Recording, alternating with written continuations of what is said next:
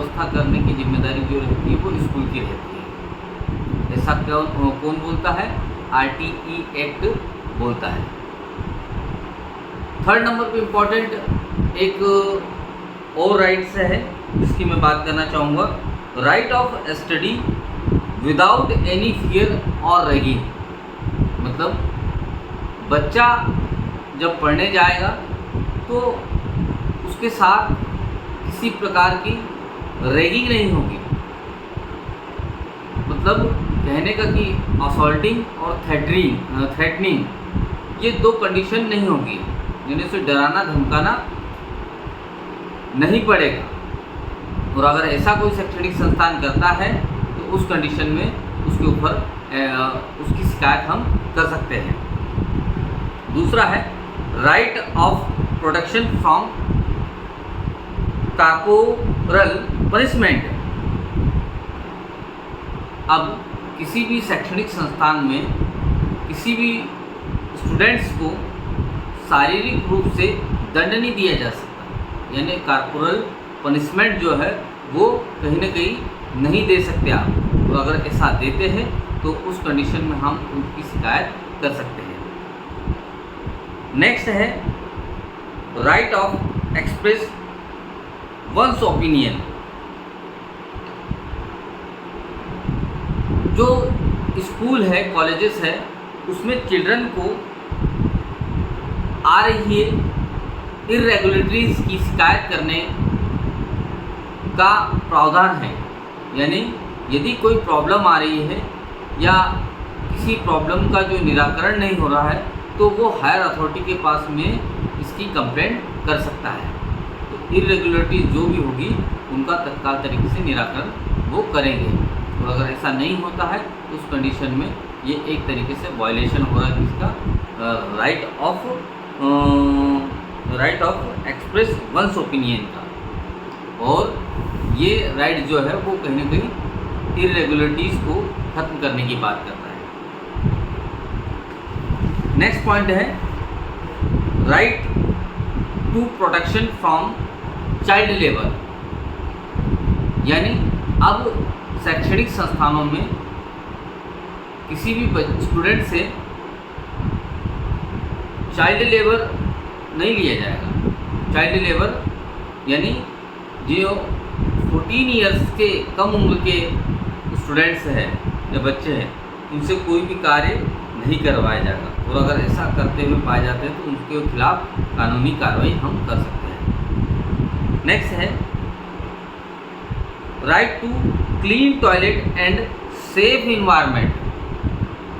यानी जो भी स्टूडेंट होगा तो उस शैक्षणिक संस्थान की ये अकाउंटेबिलिटी है कि वो उन्हें सेफ इन्वायरमेंट प्रोवाइड करवाए, साथ साथ में सेफ इन्वायरमेंट के साथ क्लीन टॉयलेट प्रोवाइड कराए।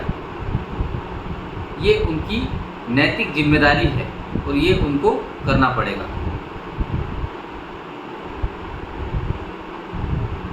तो ये बात करी हमने किनकी?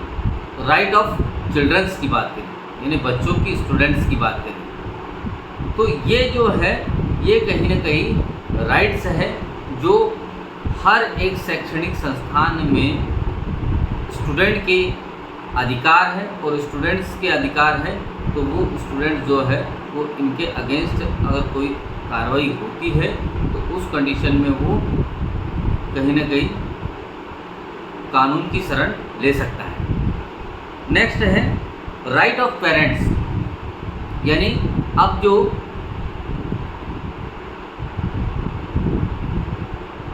चिल्ड्रन है, चिल्ड्रन के अलावा पेरेंट्स के क्या अकाउंटेबिलिटी है, उनकी क्या जिम्मेदारी है, तो उसमें सबसे फर्स्ट नंबर पर आता है right to admission under RTE act. मैंने बताया था अभी भी कि राइट टू एजुकेशन के तहत हम 25% जो रिजर्व सीटें रहती है वो रिजर्व सीटें हम किसके लिए कर सकते हैं? पुअर जो स्टूडेंट्स हैं उनके लिए। और उनको यूनिफॉर्म बुक्स जो है वो कहीं ना कहीं फ्री ऑफ कॉस्ट मिलेगी। तो ये एक आपका राइट है और इसमें पेरेंट्स जो है वो प्राइवेट शैक्षणिक संस्थानों में और साथ ही साथ गवर्नमेंट शैक्षणिक संस्थानों में कहीं इनके एडमिशन करा सकते हैं। नेक्स्ट है हमारा right to due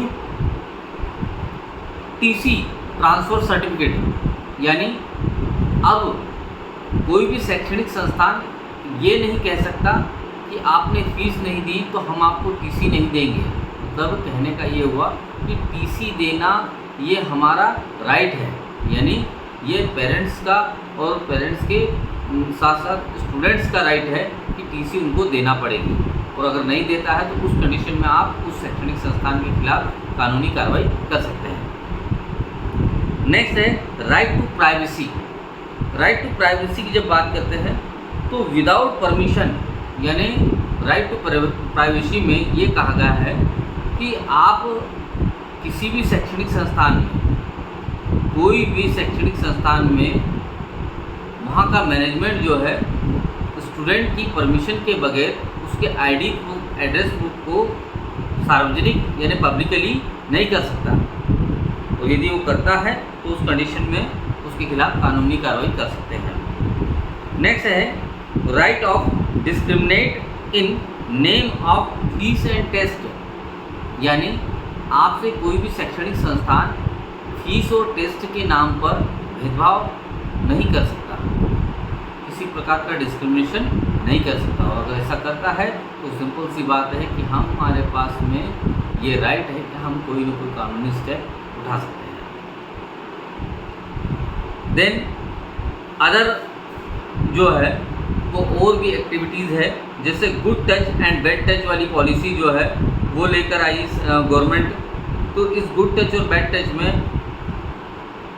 good touch बताया गया कि कैसे गुड टच जो टीचर है वो स्टूडेंट के साथ बिहेव करता है, और बिहेव करने के साथ साथ उसके सर पर हाथ फैलाना एक तरीके से गुड टच हो गया। देन बैड टच होगा तो बैड टच में अदर जो भी एक्टिविटीज़ होती है इसके अलावा वो कहीं ना कहीं बैड टच का पार्ट हो जाएगी। तो ये गुड टच और बैड टच की पॉलिसी हो गई। नेक्स्ट है पास्को। पास्को जो है protection of children and sexual offence. तो पास्को जो है, ये पास्को के तहत भी कहीं ना कहीं गवर्नमेंट ऑफ इंडिया जो है वो क्या चलाती है, हमारे यहाँ पर अवेयरनेस प्रोग्राम चलाती है, और अवेयरनेस प्रोग्राम में जो बिलो एज 18 के जो है, मतलब 18 साल से कम उम्र की जो स्टूडेंट्स हैं उन बच्चों को मॉलेस्टेशन और ऑब्सेंस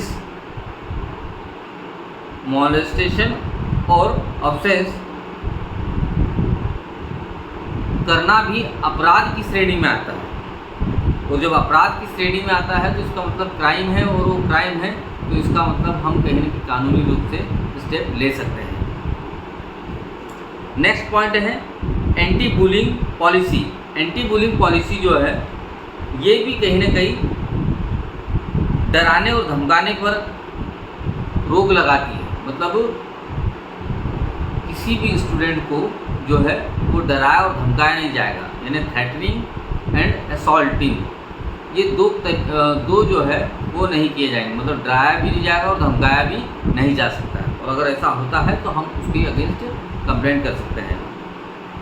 नेक्स्ट सीबीएसई की एक गाइडलाइन है, central board of secondary education, इसकी गाइडलाइन है। तो इस गाइडलाइन में guideline on sexual harassment in school, ये 2014 में बनी थी, और इसमें भी ये बताया गया कि इस गाइडलाइन को फॉलो करते हुए कि सेक्सुअल हरासमेंट होता है अगर, तो उस कंडीशन में हम एक आईसीसी होती है, यानी इंटर कंप्लेंट कमेटी, उस कमेटी के तहत क्या नाम से ये जो कमेटी होती है ये अपनी रिपोर्ट बनाती है, और बनाने के बाद में फिर वो रिपोर्ट पेश करती है। तो ये भी एक स्टेप मतलब हमारे पास एक कानूनी रेमेडी कानून तरीके से रेमेडीज़ है।